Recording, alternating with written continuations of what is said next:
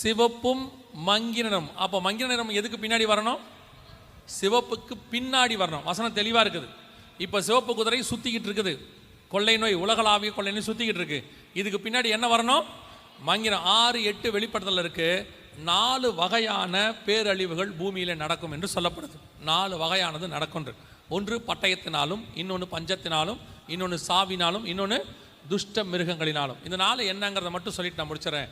பட்டயத்தினாலும் அப்படின்னு சொன்னால் தூதன் கையில் இருந்த பட்டயம் தான் கொள்ளை நோய். இது மனுஷன்கிட்ட உள்ளது, பூமியில் வரப்போகிறது. பட்டயம்னா வார், மிகப்பெரியதான யுத்தம், தேர்ட் வேர்ல்டு வார் நம்ம சொல்கிறோம் இல்லையா? இப்போ வரப்போகிற மிக முக்கியமான தேர்ட் வேர்ல்டு வார் நடக்க போதுன்னு அவங்க எல்லாருமே சொல்ல தொடங்கிட்டாங்க. எல்லா பக்கமும் நடக்குது, ஆரம்பிச்சிருச்சு அப்படின்றாங்க. ஸோ அடுத்த தேர்ட் வேர்ல்டு வார் இதை இப்போ எக்ஸ்பிளைன் பண்ண நேரம் இல்லை. எங்கே இருக்குன்னு மட்டும் வசனத்தில் சொல்கிறேன், நீங்கள் நோட் பண்ணி வச்சுக்கோங்க, அப்புறம் வீட்டில் போய் படிங்க. கடைசி நாட்களில் நடக்கும்னு இருக்குது. எசேக்கியேல் 38:8, எசேக்கியேல் 38:16 இந்த 2 வசனத்திலையும் கடைசி நாட்களில் இந்த யுத்தம் நடக்கும் அப்படின்னு இருக்கு. எசேக்கியேல் 38:16 மட்டும் வாசிங்க யாராவது. 38:16, நீ தேசத்தை கார்மேகம் போல் மூட என் ஜனமாகிய இஸ்ரவேலுக்கு விரோதமாய் எழும்பி வருவாய், கடைசி நாட்களிலே இது சம்பவிக்கும். 38:8 அது இருக்கும், கடைசி வருஷங்களிலே நீ வருவாயின்னு இருக்கும். 16 கடைசி நாட்களிலே நீ வருவாயின்னு இருக்கும். கர்த்தர் சொன்னபடி இந்த யுத்தம் third world war, Russia versus Israel நடக்கணும். மிக முக்கியமான ஒரு யுத்தம் நடைபெற போகிறது. 2வது பஞ்சத்தினாலும். இப்போ நம்ம பார்த்த உணவு பஞ்சம் தான் பார்த்தோம், அது கருப்பு குதிரை. ஆனால் இப்போ வரப்போகிறது பஞ்சத்தினாலும். தண்ணி பஞ்சம், சாப்பாட்டு பஞ்சம், காற்று பஞ்சம் எல்லாம் சேர்ந்து வரும். ஆமோஸ் 8:11 படி வசன பஞ்சம் வரும், அத்தனையும் சேர்ந்து வரும். 3வது சாவினாலும், இயற்கை பேரழிவுன்னு இருக்கு. மிகப்பெரிய டிசாஸ்டர் வேர்ல்டு வைட் நடக்க போகுது அப்படின்னு சொல்லியிருக்கிறாங்க. இப்போ நடக்க ஆரம்பிச்சிருச்சு. இப்போ பாருங்க, கிட்டத்தட்ட டெக்சாஸில் மிகப்பெரியதான ஒரு வெள்ளம், அமெரிக்காவில் பார்த்தீங்க தானே. அதே நேரத்தில் 2 வாரமாக ஜப்பானில் 900 தடவை பூமி ஆடி இருக்குது. 900 டைம்ஸ். நீங்கள் போய் பாருங்க, அவன் என்ன பண்ணுறதுனே அவனுக்கு தெரியலையாமா. 14 நாளில் 900 தடவை 900 டைம்ஸ் பூமி ஆடி இருக்கு, நில அதிர்வு நடந்திருக்குது. அதே நேரத்தில் டெக்சாஸில் மிகப்பெரியதான வெள்ளம் நடந்துட்டு இருக்குது. எங்கே பார்த்தாலும், கௌதமேலால நேற்று பூமி அதிர்ச்சி 4.6 சம்திங், எங்கே பார்த்தாலும் பூமி அதிர்ச்சிகள் அதிகமாகிட்டே இருக்கு. இயேசு சொன்ன அடையாளங்களில் ஒன்று என்னது? பூமி அதிர்ச்சிகள். 24 மத்திய 24:8-7 இருக்குது பூமி அதிர்ச்சிகள். இப்போ ஜப்பானில் என்ன அனௌன்ஸ் பண்ணியிருக்காங்க பாருங்க, சவுண்டு மட்டும் கட் பண்ணுங்க. என்ன சொல்லியிருக்காங்க பாருங்க, மிகப்பெரியதான ஒரு பூமி அதிர்ச்சி உலகளாவிய வரப்போகுது அப்படின்னு சொல்லியிருக்கிறாங்க. அதில் எத்தனை பேர் பாதிக்கப்பட, சவுண்டு கட் பண்ணுங்க, கவனிங்க. இது ஜப்பானில் அவங்க அனௌன்ஸ் பண்ணியிருக்கிறாங்க எவ்வளோ பெரிய பூமி அதிர்ச்சி வரப்போகுதுன்னு. இங்கே இருக்கு பாருங்க, கிட்டத்தட்ட 3 லட்சம் பேர் பாதிக்கப்படுகிற, அவங்க நானாவது பாதிக்கப்படுகிறங்கிற வேர்டு யூஸ் பண்ணுறேன், அந்த நியூஸில் வந்தது கொல்லப்படுகிற, கில்டுன்னு இருக்கு. 3 லட்சம் பேர் கொல்லப்படுகிற அளவுக்கு பெரிய பூமி அதிர்ச்சி ஜப்பானில் வரப்போகுதுன்னு கொடுத்துருக்குறாங்க, ப்ரெடிக்ட் பண்ணியிருக்கிறாங்க. இப்போ நடக்கிற சம்பவங்களை வச்சு அவங்க ரெடி ஆகுறாங்க அதுக்கு. இயேசு சொன்ன இது வரலாற்றிலேயே பெருசு. 3 லட்சம் பேர் பாதிக்கப்படுற பூமி அதிர்ச்சி வரப்போதுன்னு அனௌன்ஸ் பண்ணியிருக்கிறாங்க. இயேசு சொன்ன அடையாளங்கள் துல்லியமாக நடக்குது கண்களுக்கு முன்பாக. 4வது துஷ்ட மிருகங்களினால் உண்டாகிற மரணம். உங்களுக்கு தெரியும், இப்போ நடக்கிற எல்லா கொள்ளை நோய்களுக்கும் பாருங்க ஒரு மிருகத்தின் பேர் பின்னாடி இருக்கும். பறவை காய்ச்சல், பன்றி காய்ச்சல், எபோலா அதுக்கு பின்னாடி வவ்வால்னு ஒன்று இருக்குது, எய்ட்ஸ் அதுக்கு பின்னாடி சிம்பன்சி குரங்குன்னு ஒன்று இருக்குது, இப்போ மங்கி ஃபீவர்னு ஒன்று வந்துச்சு, குரங்கு காய்ச்சல் அப்படின்னு ஒன்று வந்துச்சு. இப்போது மத்திய கிழக்கு நாடுகளில் கேமல் ஃபீவர் அப்படின்னு ஒன்று போயிட்டுருக்கு, ஒட்டக காய்ச்சல். ஏன் இந்த கடைசி 20-30 வருஷமாக மட்டும் எல்லா வியாதிகளுக்கு முன்னாடி மிருகத்தின் பேர் இருக்குது? எல்லா வியாதிகளுக்கு முன்னாடியும் பாருங்கள் ஒரு மிருகத்தின் பேர் இருக்கும், எல்லாத்துக்கும் இருக்கும், அத்தனையும் இருக்குது. இந்த மிருகங்களில் எதெல்லாம் இருக்குதோ அதெல்லாம் நல்லா கவனித்து பார்த்தீங்கன்னா பைபிளில் எது துஷ்ட மிருகமோ அந்த பேர் தான் இருக்கும். பைபிளில் லேவியராகமத்தில் துஷ்ட மிருகமாக சொன்னதில் ஒரு 95% அந்த துஷ்ட மிருகத்தின் பேர் இருக்கும். வவ்வாலாக இருக்கும், குரங்காக இருக்கும், பன்றியாக இருக்கும், அல்லது இந்த மாதிரி காரியங்கள், குரங்கு, இந்த மாதிரி காரியங்கள் எல்லாம் இருக்கும். இப்போ சமீபத்தில் ஒரு சம்பவம் நடந்திருக்கு, சவுண்டு வைங்க. இப்போ சமீபத்தில் ஒரு சம்பவம் நடந்துச்சு, அதை மட்டும் நான் உங்களுக்கு சொல்கிறேன். இப்போ ஆஸ்திரேலியாவில் இந்த 2025 ஜனவரி மாதம் கொரோனாவை விட 100 மடங்கு ஆபத்தான வைரஸ்கள் ஆஸ்திரேலிய ஆய்வகத்திலிருந்து மாயமாகி இருப்பதாக அந்நாட்டு அரசு அறிவித்திருப்பது. அவங்க என்ன சொல்றாங்கன்னா, கொரோனாவை விட 100 மடங்கு சக்தி வாய்ந்த வைரஸ் ஆஸ்திரேலியாவுடைய லேப்லேருந்து காணாமல் போயிடுச்சு. ஆய்வகத்திலேருந்து, மிகப்பெரிய லேப் அது, இந்த மோஸ்ட் செக்யூர்டு லேப். அதுலேருந்து காணாமல் போக வாய்ப்பெல்லாம் கிடையாது. சும்மா ஏதோ வீட்டு வாசலில் வச்சுருந்து காணாமல் போன மாதிரி சொல்கிறாங்க. அப்படிலாம் கிடையாது. Most secured one. எவ்வளோ வைரஸ் காணாம போச்சு தெரியுமா? 315 வைரஸ் சாம்பிள்ஸ் காணும். இப்போ அத்தனையும் மிருகத்தின் வைரஸ். 315 வைரஸ் சாம்பிள்ஸ் ஆஸ்திரேலியாவிலேருந்து காணும். எல்லாமே மிருகத்தில் உள்ளது, கொடுமையான மிருகத்தில் உள்ளது. ஓநாய், நாய், இந்த மாதிரி காரியங்கள்லாம் எடுத்து அவங்க டெஸ்ட் பண்ணிக்கிட்டு இருந்தாங்க. அத்தனை வைரஸும் இப்போ காணும். இதனால் ஒருவேளை இதை எடுத்து மனுஷங்க மேலே பயன்படுத்தினா 15% மக்கள் பாதிக்கப்படுவாங்கன்னு அவங்க சொல்கிறாங்க. உலகளாவிய பைபிளில் இந்த 4 வகையான அழிவை பற்றி சொல்லப்பட்டிருக்கு. அதில் பாதிக்கப்பட போகிறது 25% மக்கள்னு போட்டிருக்கு பைபிள். பூமியில் உள்ளவர்களில் 1/4 பங்கில் உள்ளவர்களை கொலை செய்யும்படியான அதிகாரம். ஆண்டவர் சொன்ன அத்தனை காரியங்களும், குறிப்பாக சிவப்பு குதிரை இப்போ சுற்றிக்கிட்டு இருக்கு, பின்னாடி மங்கின நிறமுள்ள குதிரை வரப்போது, கருப்பு குதிரை வடதேசத்துக்கு போயிருச்சு. நம்ம கண்ணுக்கு முன்னாடி 6ஆம் அதிகாரம் நடக்குது. ஆண்டவர் சொன்னபடியே நடக்க தொடங்கிருச்சு. இது எல்லாம் நம் கண்கள் காலத்தில், நம் காலத்தில் நடக்குது. ஒவ்வொரு காலத்துலையும் இந்த மாதிரி ஒரு தீர்க்க தரிசனம் இருக்குது. பைபிளில் சொன்னதெல்லாம் நடக்குது. அந்தந்த காலத்தில் அவங்கள ஜனங்கள் காப்பாற்றிக்கிட்டு, ஜனங்களை ஆண்டவர் காப்பாற்றிக்கிட்டே வந்தார். இப்போது நமக்கு என்ன ஆண்டவர் சொல்கிறார்? மத்திய 24:6 இவைகளெல்லாம் யுத்தங்களின் செய்திகளையும் கேள்விப்படுவீர்கள், கலங்காதபடிக்கு எச்சரிக்கையாயிருங்கள், இவைகளெல்லாம் சம்பவிக்க வேண்டியதே நடக்கும். இப்போ நாம என்ன நினைக்கிறோன்னா, இதெல்லாம் நடக்காமல் இருந்தால் நல்லா இருக்குமே, கர்த்தர் கிருபை உள்ளவராச்சே. கர்த்தர் கிருபை உள்ளவர் தான். நீங்கள் கிருபையை தப்பாக புரிஞ்சுக்கிட்டீங்க. உலகத்தார் செய்த தப்புக்கு அவங்களுக்கு அது நடக்க போகுது. அப்படி தான் இருக்கு. நம்ம செஞ்சாலும் நமக்கும் அப்படி தான் நடக்கும். ஏதோ உலகத்தார் மட்டும் செஞ்சுட்டா அவங்களுக்கு நடக்கும், நமக்கு நடக்காதுன்னு அர்த்தம் இல்லை. அவங்க செஞ்சால் அவங்களுக்கு நடக்குது. புறஜாதியார் மேலே என் கோபம் மூண்டதுங்கிறார் ஆண்டவர். அதே நேரத்தில் நாம தேவனுக்குள்ளே இருந்தால் இதை வராதபடி பாதுகாக்க அவர் வல்லமை உள்ளவராக இருக்கிறார். இவைகள்லாம் சம்பவிக்க வேண்டியது, கலங்காதபடிக்கு எச்சரிக்கை. ஏன் எச்சரிக்கையா இருக்கு? ஏன் கலங்காதீங்கன்றாரு?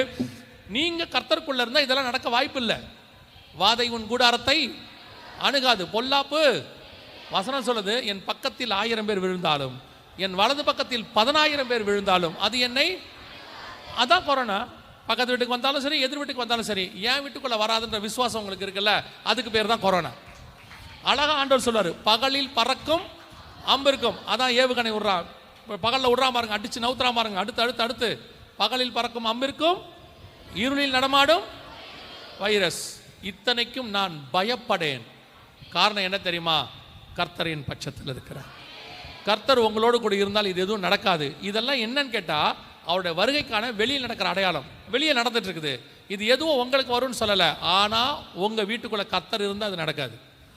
ஆட்டுக்குட்டியின் ரத்தம் பூசப்பட்டா இது நடக்காதுன்னு அவங்களுக்கு சொன்னாரு. ஆட்டுக்குட்டியானவர் உங்க வீட்டுக்குள்ள இருந்தா இது நடக்காது.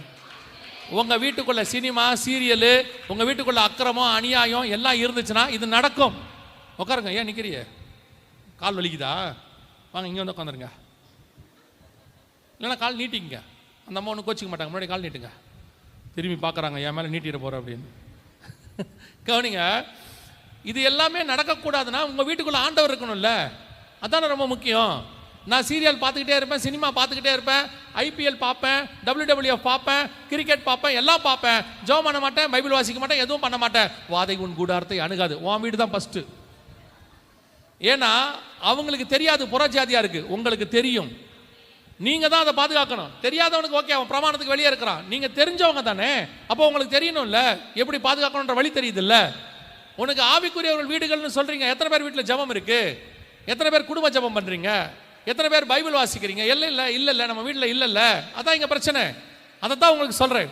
ஆண்டவர் தெளிவா சொல்லிட்டார், அவர் இருக்கிற வீட்டுக்குள்ள இது எதுவும் வராது. எலியா அந்த வீட்டுக்குள்ள இருந்தால் அந்த வீட்டில் மாவும் எண்ணெயும் குறைவுபடாது. எலியா இருந்தா அந்த வீட்டுக்குள்ள பஞ்சம் வராது. இயேசு அந்த வீட்டுக்குள்ள இருந்தால் மரணம் இருக்காது. அது 12 வயசு பொண்ணா இருக்கட்டும், நாயினூர் விதவையினுடைய மகனாக இருக்கட்டும், லாசராக இருக்கட்டும், இயேசு வந்துட்டார்னா அங்க மரணம் இருக்காது. உங்க வீட்டுக்குள்ள இயேசு இருந்தால் இந்த எந்த மரணமும் உங்க வீட்டுக்குள்ள வராது. ஆனா வீட்டில் இயேசு இருக்கணுமே. அவர் சொல்றாரு, என் பரிசுத்த ஸ்தலத்தை விட்டு என்னை தூரமாய் போகும் பண்ணுடைய காரியத்தை இங்க இருக்கிற ஜனங்க செய்யறாங்கன்றார். அதை தான் இப்ப நம்ம செஞ்சுட்டு இருக்கிறோம். வீட்டுக்குள்ள எல்லா அக்கிரமும் இருக்கு, எல்லா அநீதியும் இருக்கு. திருப்பியும் சொல்றேன், நான் சொல்லி முடிக்கிறேன், கவனிங்க. எல்லாவற்றையும் செஞ்சுட்டு ஆனா கர்த்தர் கிருபையா இருப்பாருன்னா இருக்க மாட்டார். ஆண்டவர் ரொம்ப சென்சிட்டிவ். தீட்டுள்ளதும் அருவருப்பையும் பொய்யையும் நடப்பிக்கிறதுமாகிய ஒன்றும் அதற்குள் பிரவேசிப்பதில்லை. அவர் தெளிவா என்ன எக்ஸ்பெக்ட் பண்றாருன்னா, நான் பரிசுத்தராய் இருப்பது போல நீங்களும் பரிசுத்தராய் இருங்க. எப்படி வேணாலும் இருந்துட்டு போங்கன்னா இல்லை. இன்னைக்கு கடைசி காலத்தில் போதிக்கிறான் எப்படி இருந்தாலும் கர்த்தர் கிருபை உள்ளவனை கூட்டிட்டு போவார்னு. அப்படி பைபிளே இல்லை. நான் பரிசுத்தராய் இருப்பது போல நீங்களும் சீஷன் கேட்குறான் இயேசுவை பார்த்து, இது ரொம்ப கடினமா இருக்கு, யார் நித்திய ஜீவனுக்குள் பிரவேசிக்க முடியும்? மனுஷனால் கூடாதுங்கிறான். ஆண்டவர் சொல்றார், ஆமா மனுஷனால் கூடாதது தான் தேவனால் எல்லாம் கூடும். அந்த தேவனும் வீட்டில் இருந்தால் தான் அது நடக்கும். நான் சிலருக்குலாம் என்ன ஒரு பெருமை இருக்கு தெரியுமா? நான்லாம் எங்கள் அப்பா காலத்தில் இருந்திருக்கேன், எங்கள் தாத்தா காலத்தில் இருந்திருக்கேன். எங்கள் தாத்தாலாம் அந்த காலத்தில், அதெல்லாம் உங்கள் தாத்தா யாரும் இல்லைன்னு சொல்ல, அவர் பரலோகத்துக்கு வந்துருவார். நீங்கள் வருவீங்களான்னு மட்டும் பாருங்க. உங்கள் தாத்தாவுடைய டாக்டர் சர்டிஃபிகேட்டை வச்சுட்டு நீங்கள் ஊசி போட முடியுமா? உங்கள் தாத்தாவுடைய காரியங்களை வச்சுக்கிட்டு நீங்கள் ஏதாவது செயல்படுத்த முடியுமா? உங்கள்கிட்ட சர்டிஃபிகேட் தான் பண்ண முடியும். அவர் ரட்சிப்பு உங்களுக்கு பயன்படாது, உங்கள் ரட்சிப்பு தான் உங்களுக்கு பயன்படும். அதனால் தயவு செய்து ஒவ்வொரு நாளும் வீடுகளில் ஜெபம், வேத வாசிப்பு, கர்த்தருக்கான முக்கியத்துவம் வீட்டுக்குள்ளே இருக்கணும். எப்போ பார்த்தாலும் வீட்டுக்குள்ளே ஏதாவது ஒன்று ஓடிக்கிட்டே இருக்குது, ஏதாவது ஒன்று ஓடுது. காலையில் கணவரும் பிள்ளையும் ஸ்கூலுக்கு வேலைக்கு போனவுடனே நீங்கள் சீரியல் போட்டு விட்டுறீங்க. கரெக்டாக 3:30 மணிக்கு ஸ்கூல்லேருந்து வரான் பையன், அவன் வந்தவுடனே சுட்டி டிவி போட்டு விட்டுறான். இவர் 7:30க்கு வராரு, வந்து ஐபிஎல்லை போட்டு விட்டுறாரு. 10:30 மணி வரைக்கும் உட்காந்து பார்க்கறது, அப்படியே அங்கே உட்காந்துக்கிட்டே திங்கிறது, அப்புறம் அங்கேயே கையும் கழுவுறது, முடிஞ்சால் அங்கேயே தூங்குறது. அப்புறம் சொல்கிறது, ஆண்டவர் வரும்பொழுது முதலாவது எங்கள் குடும்பம் போகாது. காத்திருக்கவே இல்லையே, எப்படி போகும்? கொஞ்சம் கூட ஆண்டவருக்கு இடம் கொடுக்காத வீட்டில் எப்படி போகும்? கல்யாணங்களுக்கு போக முடியுது, ஷாப்பிங் மால் போக முடியுது, ஊர் ஊரா சுத்த முடியுது, தேவ சமூகத்துக்கு மட்டும் போக முடியல. கேட்டால் சொல்றது ரொம்ப பிஸி, டைமே இல்லை. ஆண்டவர் வருக வரும்போது சொல்லுவார், டைமே இல்லை, ஒரே நிமிஷம் தான், உன்னை கூப்பிட்றதுக்கு எனக்கு டைம் இல்லைன்ட்டு போயிடுவார். நல்லா கவனிச்சு கொள்ளுங்க, வெகு சீக்கிரத்தில் வருகை வரப்போகுது. கர்த்தருக்கு சித்தமானால் நம்முடைய ஜென்ரேஷன் அவருடைய வருகையை பார்ப்பதற்கு நிறைய வாய்ப்பு இருக்கிறது. அவர் வரும் நாளிகை நமக்கு தெரியாது, ஆனால் பார்க்கறதுக்கு வாய்ப்பு இருக்கு. 2000-4000 வருஷத்துக்கு முன்னாடி ஆபிரகாம் சொன்னாராம், நாட்களை பார்க்க ஆவலாக இருந்தான். அதுக்கப்புறம் 2000 வருஷம் கழிச்சு அவன் சந்ததி பார்த்துச்சு. அதை இயேசு சொல்றாரு, கண்டு களி கூர்ந்தான். அதே மாதிரி 2000 வருஷத்துக்கு முன்னாடி அப்போஸ்தலர்கள் இயேசுவின் வருகையை பார்க்க ஆவலாக இருந்தாங்க. ஏன்னா பவுல் எழுதுறாரு, பின்பு உயிரோடு இருக்கிற நாமும் எடுத்துக்கொள்ளப்படுவோம் எழுதுறாரு. ஆனால் அவங்க பார்க்கல. கர்த்தருக்கு சித்தமானால் அவர்கள் சந்ததியில் வந்த 2000 வருஷம் கழிச்சு வந்த நீங்களும் நானும் பார்ப்பதற்கு நிறைய வாய்ப்பு இருக்கிறது. அல்லேலூயா. ஒவ்வொரு நாளும் இனி ஆயத்தப்படுங்க, அதுக்கான நேரம் மட்டும்தான் இருக்கு. வேலைக்கு போங்க வேணான்னு சொல்லலை, வந்து தேவ சமூகத்தில் காத்துருங்க. நீங்கள் வேலைக்கு போயிட்டு வந்து காத்துருங்க, வேலைக்கு போகாமன்னு சொல்லலை, வந்து காத்துருங்க. வந்த உடனே டிவி போடாதீங்க, வந்த உடனே முகங்கால் கழுவிட்டு பிள்ளை டியூஷன் போயிட்டு வந்த உடனே குடும்பமாக உட்காந்து ஒரு சின்ன ஜெபம் ஒரு 1/2 மணி நேரம் பண்ணுங்க. சிஎஸ்ஐக்காரங்களை பார்த்து கற்றுக்கோங்க இந்த விஷயத்தில். சிஎஸ்ஐக்காரங்களை பார்த்து நீங்கள் உடனே உங்களுக்கு கோபம் வரும். அவர்கள் பாரம்பரிய சபையார், அவங்ககிட்ட இருக்க நல்ல குணம் பாதி உங்ககிட்ட இல்லை. அவங்க பாரம்பரியம் தான் நீங்கள் சொல்கிறீங்க, ஆனால் அவங்ககிட்ட ஒரு தேவ பயம் இருக்குது. காலையில் வெளியே போகும்போது ஒரு ஜெபம் பண்ணிட்டு தான் போகிறாங்க, நெத்தியில் ஒரு சிலுவை போடுவாங்க, போடணும் போடாதது உங்கள் இஷ்டம். ஆனால் ஜெபம் பண்ணுறாமில்ல. உங்கள் வீட்டில் காலையில் போகும்போது ஜெபம் பண்ணுவீங்களா? நீங்கள் உங்கள் வீட்டில் வெளியே போகும்போது 3ஆம் உலகத்தில் நடக்குது. பையனை ஸ்கூலுக்கு அனுப்பும்போது நாயை பேய வந்ததே போனதே செத்ததே டைரியில் சைன் வாங்கினியா, வண்டி வந்துருச்சு பாரு, ஓடு ஓடு ஓடு. நீயும் இருக்கியே. அந்த அம்மாவை பார்த்தீங்கன்னா அப்படியே அவனை விரட்டி இந்த லோடு வண்டியில் மூட்டை ஏற்றுற மாதிரி ஏற்றுது, ஏறி தொலை அப்படின்னு. இதுக்கு நடுவில் கையில் வேற இட்லியை பிசைஞ்சு வச்சிருக்கு. அவன் ஏறும் போது வாயில் போட்டு டவலை தொடச்சி ஓடு போ. இதில் எங்கே நீங்கள் ஆண்டவர்கிட்ட போய் உட்காந்து ஜெபம் பண்ணி அனுப்புனிய? அந்த ஆள் காலைல கிளம்பும்போது அப்படி தான் அவரும் கிளம்புறாரு. எங்க சாவி எங்க, எங்க பர்ஸ் எங்க, எங்க வண்டி எங்க, ஏற்கனவே போறாரு அவரு. இதில் நீங்கள் சிஎஸ்ஐக்காரனை குறை சொல்றிய. அவர்கள் பாரம்பரிய சபை, அவன் பாரம்பரியக்காரன் இருந்தாலும் அவங்கள்ட்ட தேவ பக்தி இருக்கு, தேவ பயம் இருக்கு. ஒரு 60 வயசுல இருக்க சிஎஸ்ஐக்காரங்க போய் பாருங்க, இன்னைக்கும் பைபிளை திறந்தா உட்காந்துருப்பாரு. காலங்காத்தால காப்பி குடிக்கும் போது பைபிளை வாசிச்சு தான் அவர் காப்பி குடிப்பாரு. நம்மால அப்படியே பெட்ல இருந்தே கேட்பான் காப்பி. அதனால யாரையும் பார்த்து சூடு போட்டுக்காதிய, யாரையும் பார்த்து பரியாசம் பண்ணாதிய. நீங்க பரலோகத்துக்கு போற வழியை மட்டும் பாருங்க. இனி காலம் கண்டிப்பாக செல்லாது. இந்த வருகை வரப்போது நல்லா தெரிஞ்சிருச்சு. நான் என்ன செய்யணும் சரியா 5 நிமிஷத்தில் சொல்லி அடுத்த 5 நிமிஷம் 10 நிமிஷத்தில் முடிச்சிருவேன். வருகையில் போகிறதுக்கு நான் என்ன செய்யணும்? முதலாவது, இயேசு கிறிஸ்துவின் ரத்தத்தினாலே பாவ மன்னிப்பு நிச்சயத்தை பெற்றிருக்க வேண்டும். இயேசு என் பாவத்தை மன்னிச்சாருங்கிற நிச்சயம் இருக்கணும். இல்லைங்க, நான்லாம் எங்கள் அப்பா சர்ச்சுக்கு எங்களை கூப்பிட்டு வந்தார், நாங்கள் அன்னிலேருந்து சர்ச்சில் மெம்பர், சந்தா கட்டுறோம், எல்லாம் பண்ணுறோம், அதெல்லாம் இருக்கட்டும். பாவ மன்னிப்பு இருக்கா? பாவ மன்னிப்புன்னு ஒன்று இருக்கா? நீங்கள் அறிக்கை பண்ணியிருக்கிறீங்களா? இயேசு உங்கள் பாவத்தை மன்னிச்சாருங்கிற நிச்சயம் இருக்கா? அப்படி பாவ மன்னிப்பு கிடச்சிருந்துச்சுன்னா உங்களுக்குள்ள ஒரு ரட்சணிய சந்தோஷம்னு ஒன்று வரும். அது வந்தால் தான் பாவம் மன்னிக்கப்பட்டிருக்குன்னு அர்த்தம். 2வது, பிதா குமாரன் பரிசுத்தாவின் நாமத்தினாலே தண்ணீரில் மூழ்கி ஞானஸ்தானம் எடுத்துருக்கணும். வேறு எந்த ஞானஸ்தானமும் பைபிளில் இல்லை. குழந்தையில கொடுத்தாங்க, சின்ன வயசில் கொடுத்தாங்க, கொடிக்கு கீழே கொடுத்தாங்க, எப்போ கொடுத்தாங்கன்னு எனக்கு தெரியாது. ஞானத்தாய், ஞான தகப்பன், அதெல்லாம் தூக்கி ஓரம் வச்சுருங்க. ஞானம் வந்த பிறகு எடுக்கிற ஸ்நானம் தான் ஞான ஸ்நானம்.